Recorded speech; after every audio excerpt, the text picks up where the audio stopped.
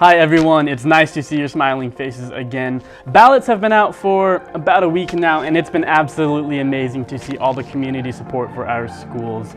If you've already voted, great, thank you so much. You don't need to watch this video anymore, but if you have not voted, this is for you, because today we will be talking about the very important theme of cost.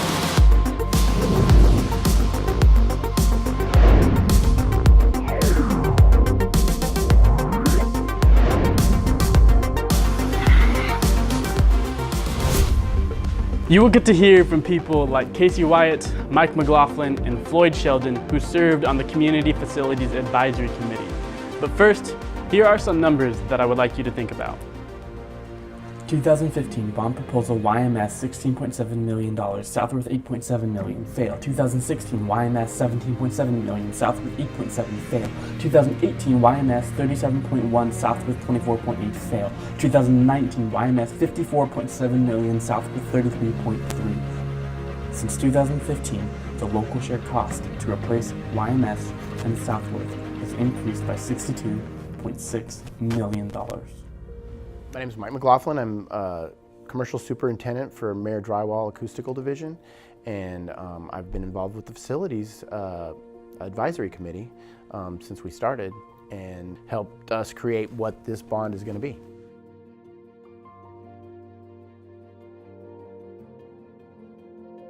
As we looked at all of the district as a whole, we had to narrow it down to a bond that we felt was affordable, and those two schools that we're going to replace are the ones with the greatest need. They have 30 portables combined between the two of them, and while that's a staggering number, the facilities can't accommodate the infrastructure to give these kids lunches, to use bathrooms. So not only do we have a big portable problem, we can't even, feed them or give them restroom facilities. So they are in dire need at those two schools, and so we picked those two schools as the two that needed to be replaced first. And then safety throughout the district was a major concern. We have a couple of elementary schools that they were built in an era where there was an open concept, and they don't have doors on their classroom or to the wings where the classrooms are, and it's just not a safe situation. So several of those schools, like Prairie and Fort Stevens, are going to get new classroom doors, and that was kind of a priority as well. And then there'll be several upgrades throughout the district at every school. The costs in construction are skyrocketing. In the last year, several trades have negotiated new contracts that are somewhere between a 10 to 20% increase in their wages.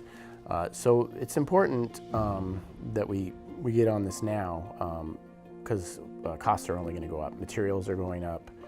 So the sooner we can do it, the better. I'm 30 years in the trade. I've never seen costs go backwards on commercial projects. So the longer you wait, the more it ends up costing the citizens of Yelm. I'm Casey Wyatt, and I am a K-12 planning and construction professional. And my connection to the Yelm community is I live in Thurston County and have been working with the district on a volunteer basis on the upcoming 2019 bond. So costs for a school construction project basically have about 3 different elements or procedures that are used. One is the studying of the current construction market and where escalation has gone in the last 12 to 18 months. We also compare square footage price for similar projects throughout the region. So take, for example, the last 10 elementary schools to be built in South Puget Sound or the Pacific Northwest, and average out the square footage cost. The other factors are very specific to the site for which those projects are going to be built. For example, at Yelm Middle School, you've got a 20-acre site, and so there's going to be a lot of site utilities. There's circulation and parking to consider when you're doing costing, as well as street improvements along Solberg. So you take basically the average cost, include the escalation for where we're at in the construction market, and then include the uniqueness of the sites with which you'll be building on.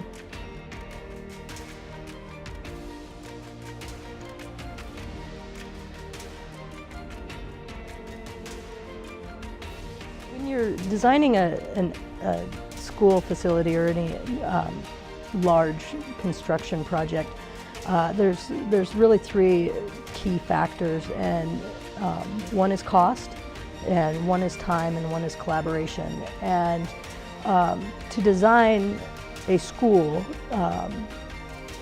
is about 15% of the overall construction cost. So it's a huge investment to make ahead of having funding to do so.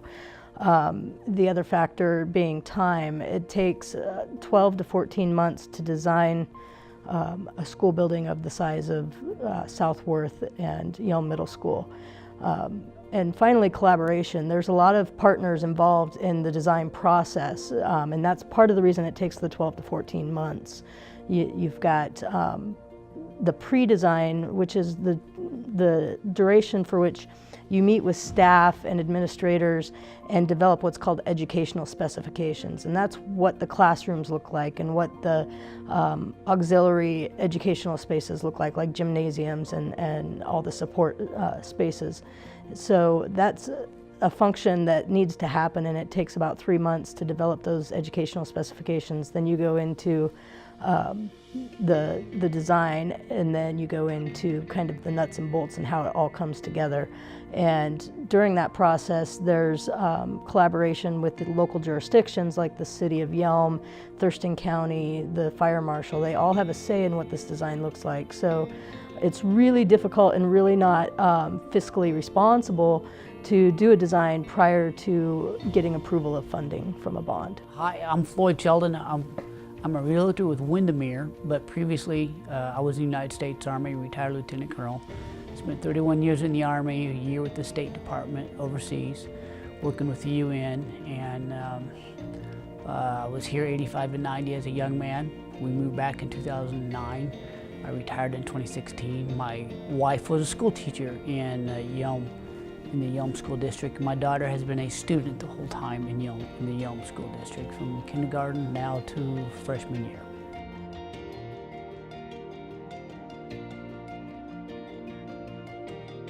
Projected growth. Thurston County is in the top 5 of the growing counties in Washington State. In Thurston County, Yelm is the fastest growing area in Thurston County.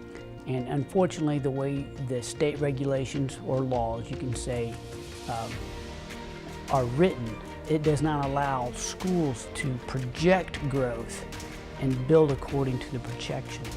They only allow them to build according to what's actual on the ground right now. The importance of the bond is There's so many positive aspects to this bond. I would really like to reiterate that things don't get cheaper as we go on. by having a great school, you have a great community, it's going to continue to thrive and grow. It'll provide our kids and our students and teachers with 21st century learning spaces. It just brings a huge economic value. We are in a critical stage right now with those two schools, and by staying on top of it, it'll save the community money in the long run when the next bond comes along. It's time to pass the bond.